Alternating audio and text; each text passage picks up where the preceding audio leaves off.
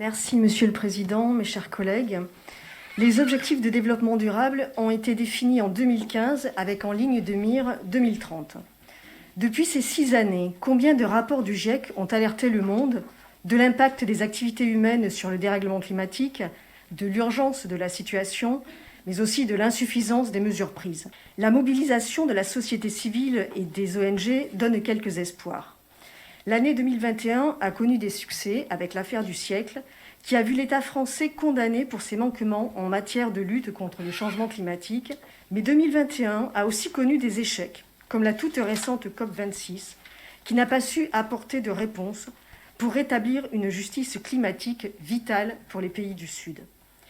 La solidarité devrait être naturelle. Elle peine à émerger.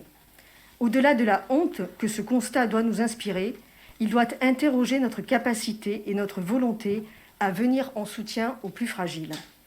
Notre collectivité a su montrer sa solidarité avec Madagascar, où sévit la première famine reconnue comme étant liée au dérèglement climatique. Globalement, les actions des États ne sont toujours pas suffisantes pour respecter l'accord de Paris. Or, le temps presse et chaque action compte. Le rapport de redevabilité qui nous a été présenté propose des pistes intéressantes et je m'arrêterai sur 3 points en particulier. Nous pouvons nous féliciter de la dynamique inspirante créée via les outils de participation citoyenne majeurs que sont le budget participatif et le panel citoyen. Grâce à cette participation citoyenne, des projets parfaitement adaptés au territoire ont pu voir le jour. Le panel citoyen soulignait aussi la nécessité d'avoir des indicateurs objectifs permettant d'évaluer nos politiques publiques avec précision pour les ajuster. Nous avons la destination, rester sous la barre des 1,5 degré.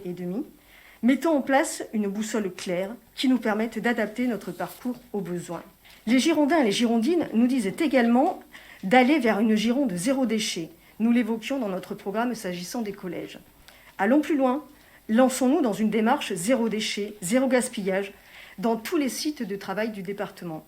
Incluons-la dans notre futur schéma de promotion des achats publics socialement et écologiquement responsables. Nous savons à quel point la commande publique est un levier important de la transition écologique. La marge de progression est nette. Développons les critères d'éco-conditionnalité. Ne laissons pas planer le doute sur nos ambitions. Enfin, nous ne pouvons qu'encourager la mise en œuvre d'un budget résilient, intégrant un budget carbone en 2022 qui permettra de fixer nos priorités et sur lesquelles nous pourrons travailler. Continuons à mobiliser l'intelligence collective autour de nous pour aller ensemble plus vite et plus loin. Je vous remercie.